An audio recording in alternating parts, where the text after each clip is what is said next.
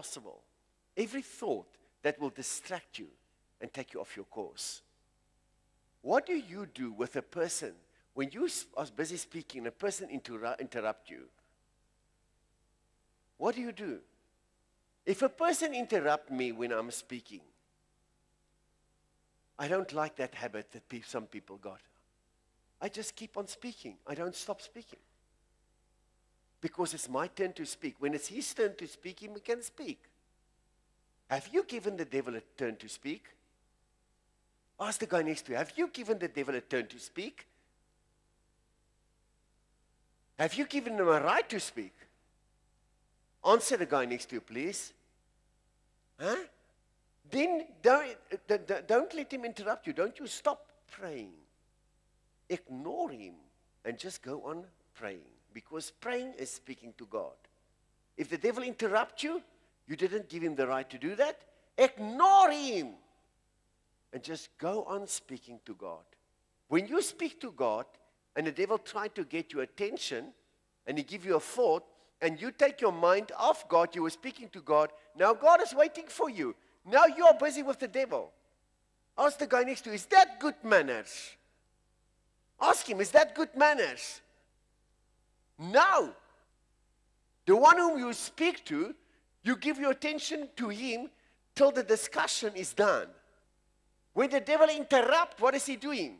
He's got no manners, man.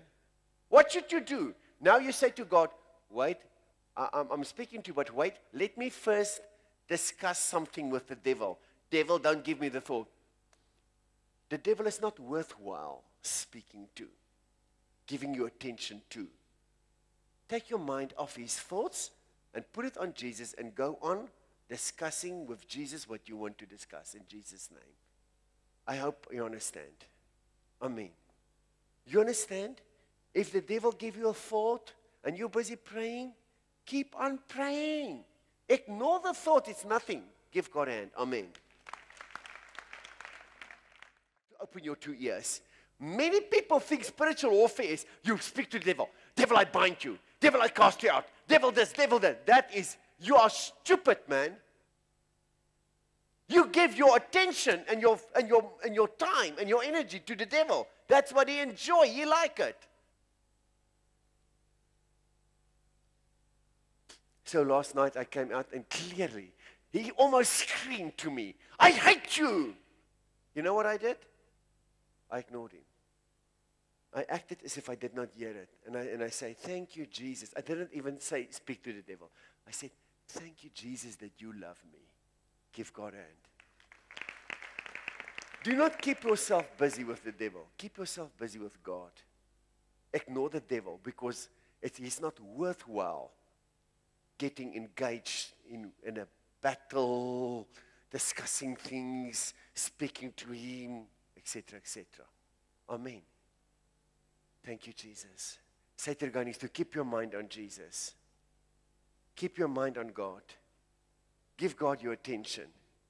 Never give the devil your attention, your thought life, in the name of Jesus. You ignore the devil and you keep on with Jesus. Amen. Are you okay? Hallelujah. When the devil throws you with many things, pray right through them unto heaven. You're busy with your God. Don't allow the devil ever to interrupt you when you're busy with God. Ignore him and keep on speaking to God. Say to the guy next to you, ignore the devil and keep on speaking to God. Ignore the devil and keep on doing what God told you to do in Jesus' name. Let me give you another example. Noah is building the ark. It took him 100 years to build that ark. There's not a sea nearby. There's not a lake nearby. There was never rain before that, if you do not know that. Do you know that? Before that time, it never rained. It was every morning there was mist. Just mist.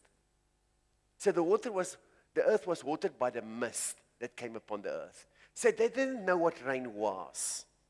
So Noah told them, for 100 years building the ark, the Bible says he was a preacher of righteousness. A preacher of righteousness. He told them to come to their senses. They did not listen to him. They called him a nutcase. You know, the Bible says in the last days, it will be like in the days of Noah, where there will be preachers of righteousness that is building arks like this one. This is an ark where people in the future will be saved. Because I tell you, there comes sickness and disease and plagues and pestilence on this earth, like the Bible described in the book of Revelation. And I tell you, the medical science will be stunned. They will not be able to help people. And the only place where people will be helped and will be healed is in the real church of Jesus, not religious systems.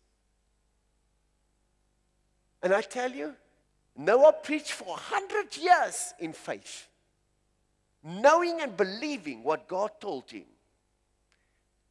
You know, sometimes in the waiting, you get tired and weary. So you need to see what is God is planning. That's why when you experience attack, don't worry. You are busy building an ark. In the days of Noah, when he was preaching righteousness and building the ark, for 100 years they mocked him every day. They said, "You're crazy nutcase, what are you doing?" He kept on building because he knew of the flood to come. Now for people, for him in those days to tell the people there's coming enormous water from the sky, up to that point there was not rain on the earth. Every morning there was just mist. The people laughed at him. They laughed till the day the water started to fall from the sky in dustbins. It was not drops, it was dustbins. Then they wanted to run to the ark, it was too late. The doors were closed.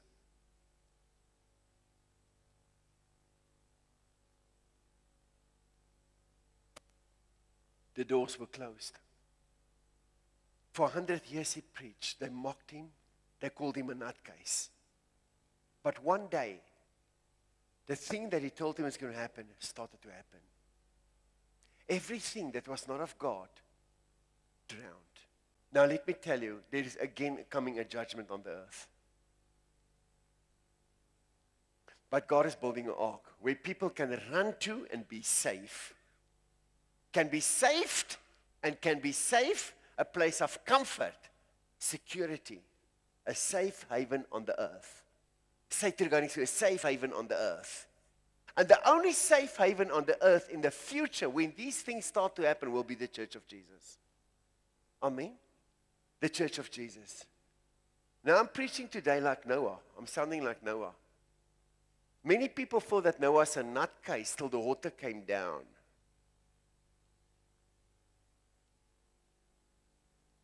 This time it's not water that's coming down because God said he will never do that again. He gave us a sign, the rainbow. It will never come again in water. But the book of Revelation is telling us of pestilence and disease, of sickness and plagues that you have never seen on the face of the earth. The only place where people will be safe is in the church of Jesus. I don't speak about religious systems, man-made things. I speak about the true church of Jesus. Amen. That's why I'm doing what I'm doing. I'm building an ark. Say to the guy next to you, I'm helping building this ark. That's why you are here and you are getting trained. You are helping building the ark.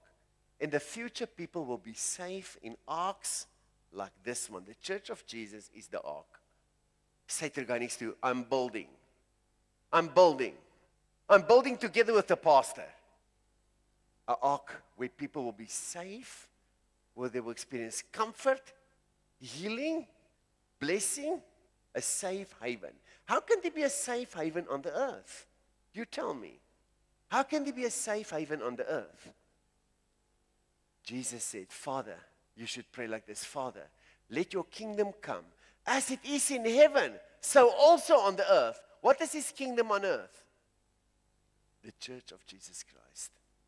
Say to the guy next to you, I'm grateful that I'm part of the church of Jesus Christ. Give the Lord an awesome hand. Hallelujah! Hallelujah! Every man is also a pastor. And he got a small church, which is a household, which he should be called a safe haven, where his wife and his children and his dogs and his cats might feel security, comfort, and safety in the name of Jesus. Everything in that house should experience heavenly safety, heavenly blessing, heavenly protection. But you know, a man is created in a way, and it can be abused. Anything that God has given us that is applied incorrect is called abuse. So a man is the stronger one. Amen. He's the more aggressive one. You can see a man is more aggressive than a woman. It should be like that. But a man should use his aggressive nature, which God has given him, to create a safe haven and protect that safe haven from foreign influence. Amen. So a household should be a safe haven, where the children in the house and the wife might experience comfort, safety, love, mercy, and grace. Give God a hand, please. Hallelujah. Amen. So this is the church of Jesus. Hallelujah.